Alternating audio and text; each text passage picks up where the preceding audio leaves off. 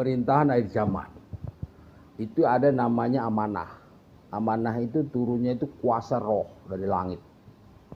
Ini yang hebat. Jadi manusia itu digerakkan oleh roh ini, bukan oleh individu. Kita kepala pemerintahan nih. Anda panglima, Anda kapolri, Anda menteri, Anda bupati, Anda gubernur, Anda camat, Anda pangdam, Anda lurah, Anda kapolres, Anda kapolri. Apa tugas Anda? Coba. Apa tugas Anda? Adalah apa yang Anda tupoksinya kan ada kan? Ada. Tugas itu bisa jalan kalau ada anggaran. Ada dana. Karena harus menggerakkan. Bagaimana kita menggerakkan dana yang tidak ada? Ya kan? Kan nggak bisa. Nah makanya kita pertama lakukan apa? Pendataan aset negara. Di seluruh wilayah Indonesia. Berapa sih uang negara yang ada ini? APBN itu berapa? Realnya itu berapa? Adanya berapa? Bisa nggak digunakan? Rapat. Semua departemen rapat. Ketemulah 890 triliun. Oke, dana negara ini ada berapa? Ada 900 triliun. Cukup. Berarti ada subsidi 10%. Jalankan. Nah, kita sampaikan ke masyarakat. Dana yang kita kelola 890 triliun ini, dia ini bentuknya reward. Penghargaan. Karena kalau dibilang gaji pegawai negeri cuma 5 juta, 6 juta itu bukan gaji. Itu hanya reward, penghargaan. Nah mari kalau kita mau dapat gaji, kita kembangkan Indonesia ini.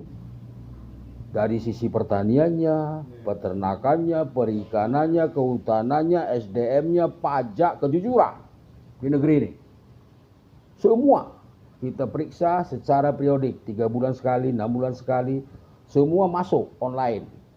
Kita buat data di data pemerintahan ini, uang masuk. Sumatera Utara berapa? 800 triliun. Riau berapa? Kita cek. Nah nanti wilayah yang miskin kan ada.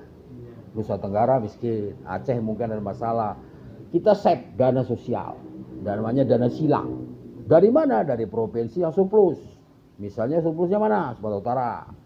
Surplusnya misalnya mana? Kalimantan Barat.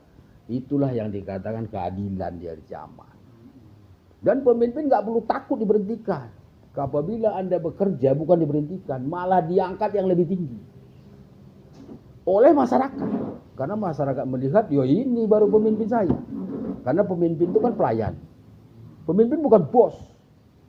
Bukan. Melayani. Jadi kita jadi pemimpin, jadi DPR, apa itu pelayan. Dan kita tidak perlu menyucikan diri. Karena masyarakat udah tahu.